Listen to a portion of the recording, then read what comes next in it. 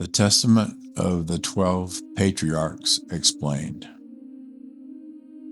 The Deathbed Confessions. Introduction. The final words of the brothers.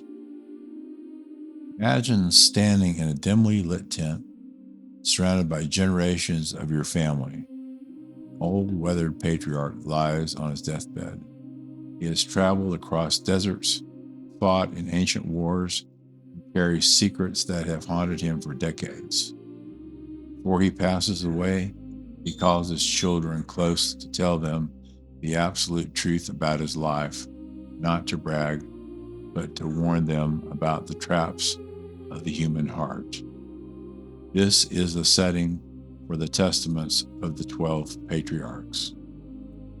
Written over 2,100 years ago, this text acts like a collection of 12 final exit interviews with the sons of Jacob.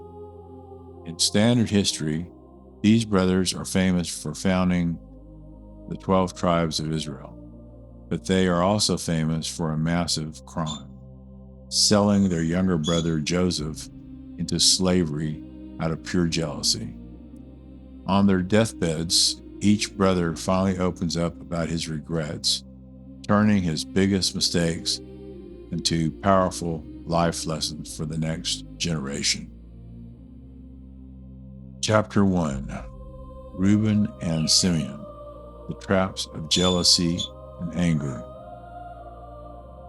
The journey begins with the oldest brothers, Reuben and Simeon. As they face the end of their lives, the memory of what they did to their brother Joseph weighs heavily on their minds. Simeon, the second oldest, gives a terrifyingly honest confession. He admits that his anger was like a blinding fever. He tells his children, "My mind was completely poisoned by jealousy. I wanted to destroy Joseph because our father loved him more." Jealousy doesn't let you see the truth. It turns your brothers into enemies. Simeon describes how his anger made him ruthless, but it ultimately brought him nothing but years of guilt and misery. His final advice to his children is short and sharp. Treat jealousy like a spark in a dry forest. If you don't stomp it out immediately, it will burn your entire life to the ground. Chapter 2. Judah and Levi. Power, leadership, and integrity. Next, we listen to the testaments of Judah and Levi, the two brothers destined to lead. Judah was the warrior who would birth a line of kings, and Levi was the scholar chosen to be the spiritual guide for the nation. Judah stands before his sons and talks about the illusion of strength. He confesses that despite winning massive battles against rival armies, his hardest defeats happened inside his own mind when he let greed and arrogance make his decisions. He warns it is easier to defeat an army of men than it is to conquer your own desires. Levi, on the other hand, shares a grand vision of the heavens. He explains that true leadership isn't about flexing power or commanding others. It is about seeking higher wisdom, standing up for justice, and protecting the vulnerable.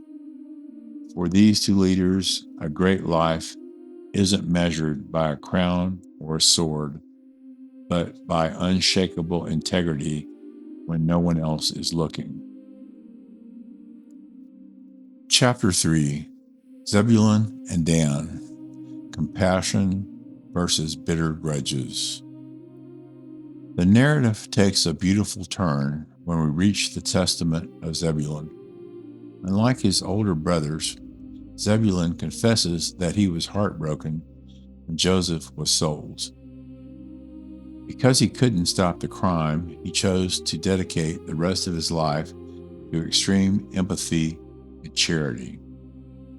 Zebulun teaches his children the joy of looking out for others, especially those who are struggling. He tells them, "Be compassionate to every person you meet and never look away from someone in need. When you show mercy, the universe reflects that mercy back to you." Right after him, Dan gives a contrasting warning about the danger of holding onto a bitter grudge. Dan explains that a grudge is like drinking poison and expecting the other person to get hurt. He urges his family to let go of resentment quickly because a mind filled with bitterness leaves absolutely no room for peace or happiness. Chapter 4: Joseph, the ultimate lesson in forgiveness. The emotional climax of the text belongs to Joseph. He was the brother who was betrayed, thrown into a pit, sold into a foreign land, and wrongfully imprisoned. By all accounts, Joseph had every right to be bitter. Instead, he rose to become the ruler of Egypt and saved his entire family from a historic famine. On his deathbed, Joseph doesn't focus on his power or his royal robes. He focuses on the strength it took to forgive. Joseph tells his children that the secret to his survival was a complete refusal to become a victim. Every time someone wronged him, he answered with kindness.